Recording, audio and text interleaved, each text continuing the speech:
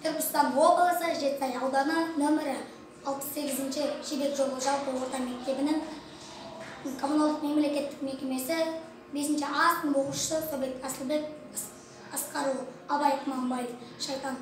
Ұлы шайтан Құдайдың қуған жаны, күнәлі жер кескеліп бір ұшқаны, өткен жақсы дәурені ойымданы, сондағы не көргені, не қылғаны, ол күнде нұрлы ішкішіндекен, өзі де періштелер түсіндекен, жылы жүзбен жұлдыздар жылжып жүріп, сәлем десер сөйлесер күшіндекен, ол күнде көз жетпесті көп көздеген, түгел білем қайды екен деп іздеген, жапа жалғыз білімнен бақ шықпайды, өлшеусіздің симасын бір сезбеген. Осағасы кеңіді төрде орынтар, төрде жалғыз отырмақ ойында бар. Жалғыздық бір тәңірдің сыбағасы, өршілдік лағнетке болған ұшар. Құдайым шайтансың деп лағнет етті, лағнетпен де қор бола қалман депті. Алладан қарғыс алған кеудесінен, сүюмен сол сағатта сенім кетті.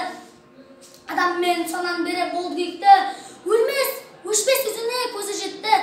Не қылғанмен қуанар болмаған соң, несіне жер дүниеге пәлес етті. Тиянақ сенім сүю көрмей өтті, алаң жылаң етіпті, тентірепті.